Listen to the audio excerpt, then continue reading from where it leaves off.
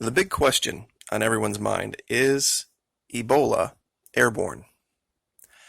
There have been many who have come to this channel and said that I'm being irresponsible, that I'm putting out false information, that I am making leaps where and connections where they don't occur.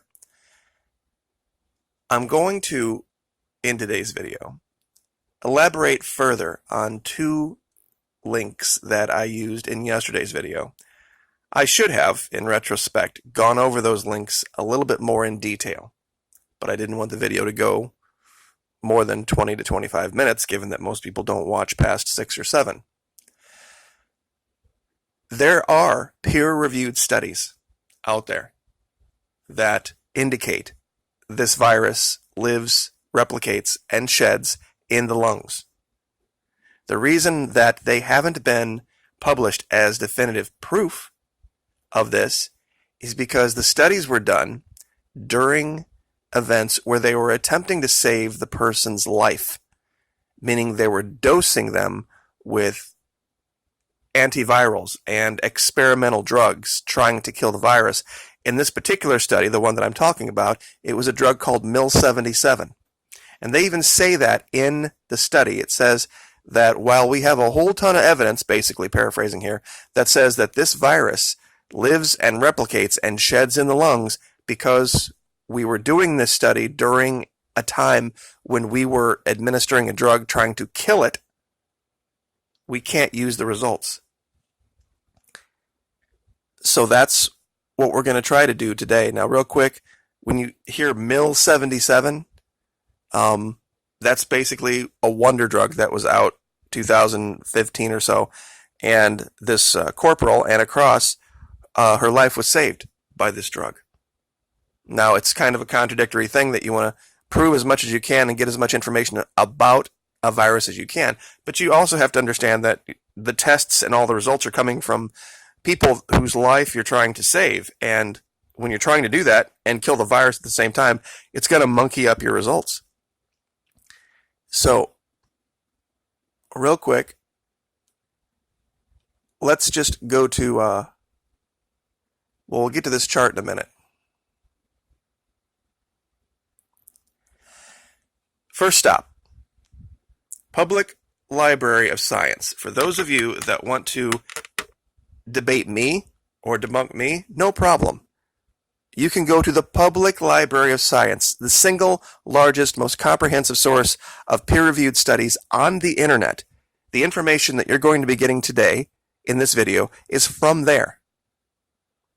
Now, that was a link provided from Science News. They had written their own article based on the study that we're going to be using in today's video. Lung-specific Ebola infection found in recovering patient. RNA associated with viral replication lingered in the lungs after clearing from the blood. And that's the key. That is the key to today's video.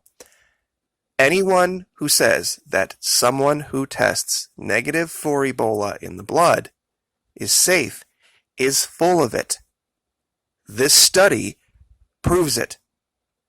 And they have charts I'm going to show you that show that the viremia, which means virus in the blood, is clear at 5 days. But in the same patient, there is all sorts of virus shedding in the lungs at day 11, day 12, and day 13. So, Public Library of Science, Science News, I'll give you the links.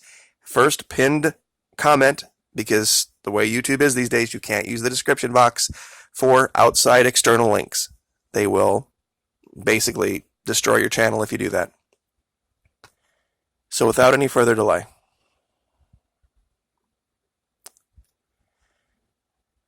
all right. Here's the chart. We'll just, you know what, we'll do the chart first because I think it's very important to understand this in graphic mode. We have 6 charts here. The upper chart deals with the amount of virus found in plasma, meaning blood tests. This second one is the amount of virus found in what they call sputum, meaning stuff that comes up out of your lungs mixed with saliva. And this third set here is the amount of virus they found in what they called nasopharyngeal swabs, which is the upper respiratory tract, the back of your throat, your nose. Now, when you look up here at this top chart, they had one set that showed the virus clear at day 9, another one at day 5. These two arrows are where they are administering this drug called MIL-77. So as you can see, they administer it, and the amount in the blood goes down and down and down and down and crashes day 9. Okay, in this sample, same thing, but it crashes even quicker, day 5. But when they looked at sputum, which is the stuff coming up out of the lungs, same patient, they found virus RNA as late as day 11 here, and here as well, 10 and 11. And down here, when they're talking about nasopharyngeal swabs, it's day 11, and look at this over here. This was pretty amazing to see. They administered the MIL-77 here at day 3, and the amount crashed, but look, it came back up on day 6, and then crashed again, and then came back up. Meaning that this is a hardy little virus, that it may show up in some tests and it may not show up in others. And this goes right in line with what the doctors who came back here to the States. There was the doctor that came back and died, the nurses that got infected even though they were wearing all the right protective gear, because they were assuming something that wasn't true.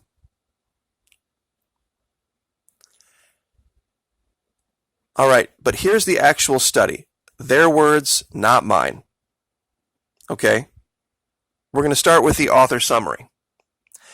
An unprecedented Ebola outbreak occurred in 2013 to 2016 in West Africa. In order to better understand EBOV, the abbreviation for Ebola virus, infection patterns in different body compartments, we have longitudinally explored the presence of already assessed markers of ongoing EBOV replication, negative sense genomic RNA and positive sense RNA in the upper and lower respiratory tract as compared to plasma and other body compartments. In a healthcare worker infected with Ebola in Sierra Leone who was hospitalized in the high isolation facility of the National Institute for Infectious Diseases, Rome, Italy. The presence of total Ebola RNA and replication markers was observed in specimens of the lower respiratory tract even after viral clearance from plasma, suggesting possible local replication. Our results contribute to the knowledge on the biological features of Ebola and shed light on the potential role of respiratory compartment in human-to-human transmissibility. Now, this is that chart that we were just looking at.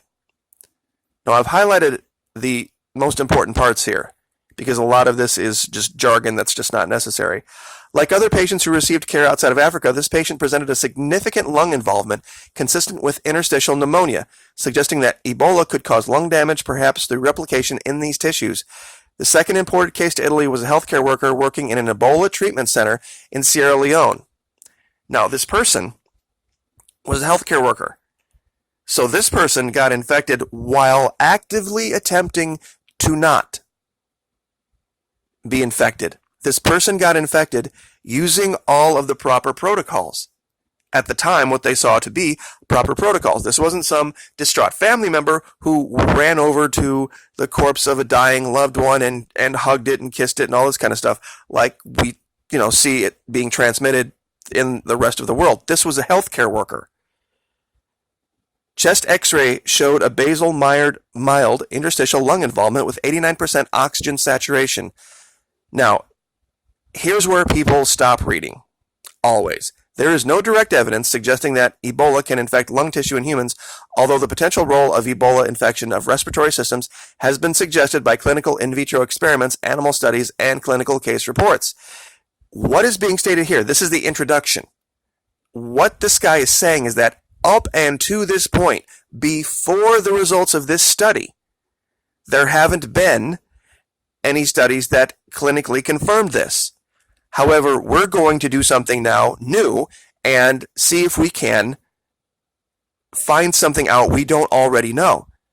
The statement here that there's no direct evidence is just a statement of the situation before the results of this study.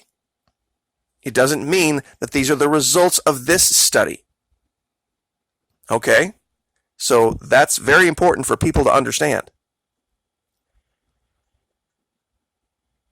Now, when we get down to discussion, further, no appreciable background noise signal was observed in unspiked plasma and sputum matrices. Hence, we longitudinally explored the persistence of viral replication markers in clinical samples from the upper and lower respiratory tract of the second Ebola patient in Italy and made comparison with plasma samples. The results indicate the decay of Ebola total RNA over time, which was significantly different in plasma when compared to respiratory samples. What does that mean? That means that the blood tests don't show the same results as tests from other parts of the body. In this case, specifically, the lungs. In particular, we observed a persistence of total viral RNA and replication markers in sputum. Remember, that's the stuff that comes up out of your lungs. Until the second week of hospital stay, up to day 10, when viremia was already undetectable. Once again, reiterating the point that these doctors proved that when viremia out of the blood, when there's no virus in the blood, they still found large amounts in the lungs, in the sputum, which led them to believe that the virus can replicate in the lungs and shed in the lungs.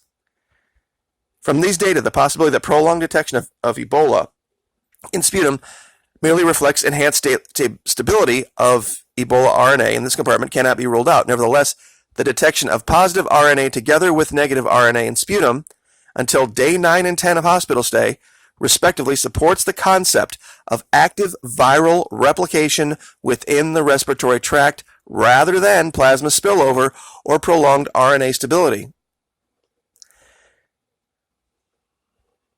Indeed, the detection of the replication markers in respiratory samples, combined with the absence of detectable RNA in plasma from day 5, while negative RNA could still be detected for days in respiratory samples, can be explained by active replication of Ebola in the lung tissue. This is basically what they're saying, is that they found evidence that even though this cleared from the blood as a result of the drug that they were giving, the virus was hiding in the lungs. Just like it hid in the eyeballs, it's been proven to hide in the testes, in the brain.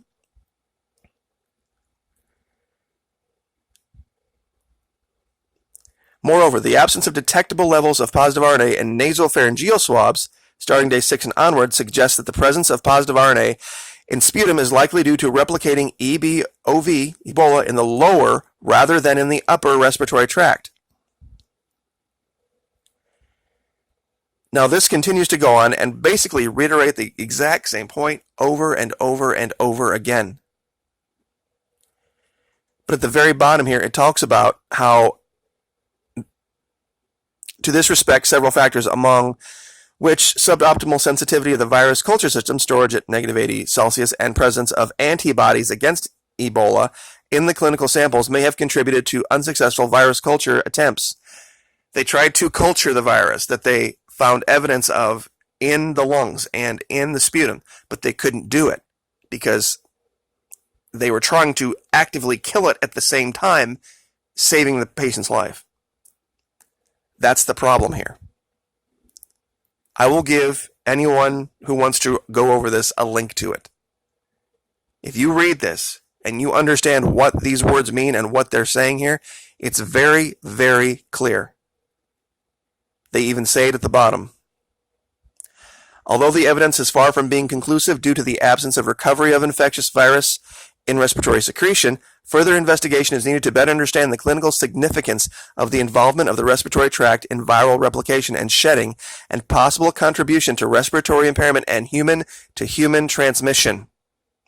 They're saying just because our study here failed, it was a result of us trying to save the life of the patient, not that the statement Ebola is airborne is wrong, or that the virus isn't airborne or can't be found in aerosolized sputum.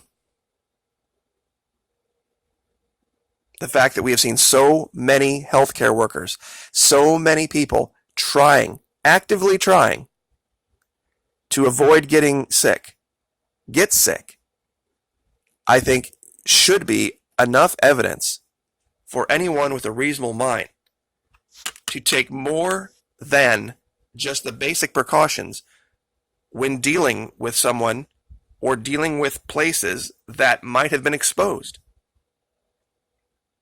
We have seen people, this was a healthcare worker they were studying.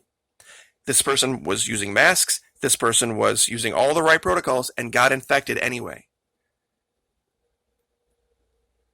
I don't think making the statement that it's likely airborne, given that we've seen it appear in the western part of the Democratic Republic of the Congo and now in the eastern part of the Democratic Republic of the Congo, an area of thousands of miles of separation.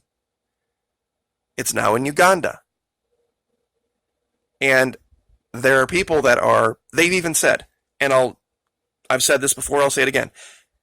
The people in charge of this, the World Health Organization, the IRC, the WHO, the CDC, have said that up to 25% of the cases are not being tracked. And 80% of the new cases coming into them have no physical contact or have had no physical contact with known cases. They've also made the statement that you can get it from eating animals that are infected with it. Well, how did the animals get it? Where are they getting it? If the only way you can get it is being in contact with the corpse of someone who's died or someone who's sick, how are these animals all getting it? How is it transmitting? And why are they saying it's the most frightening thing they've ever seen? They have no control over it. It's a level 3 maximum, needs to be addressed. I think they're hinting at this without trying to cause a panic. And I'm not trying to cause a panic either, but I want people to go get their gloves. I want people to go get their masks. I want people to not be in public places when they don't need to be. Stay away from subways. Stay away from airplanes. I would stay away from theme parks. I would stay away from 24-hour food shops where the homeless go, because they're going to be the most immune compromised and the most susceptible to this. And like I said, you can read the study out of the Public Library of Science for yourself and read what it says for yourself and make your own decision. But, that's America, I guess. They're not going to tell us the truth because the Almighty God is money, isn't it? Because if they were to come out and say stuff like this, it would, of course, tank the economy, and we can't have that when elections are coming up. So, my own editorial there at the end. Like, share, subscribe.